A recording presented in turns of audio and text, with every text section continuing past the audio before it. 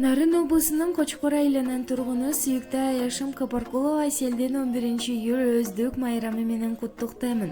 Жалпыга жагы бар бир жакшы иш кылып, кылганың дагы да болсо кубанычтар боло берсин. Узарып ууздай өмүр жылдарың көңүлүң гүлдөй толкуп чалкысын. Ден соолукта бактылуу өмүр сүрүшүңдү каалаймын деп Аяшы Замира куттуктайт. Атеңнең толкуп кубанат келген элең, сен жаркап бүгүнүң алам. Көңүл сүйгөн сайран, достор менен майрам, ар жыл сайын аюуланат.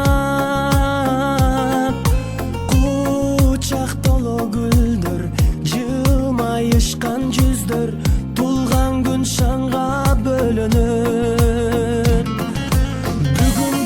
Бүгүн сенин тулган күнүң, амандыкты тилейли, ден соолукта жүргүн, ачылсын ар дайым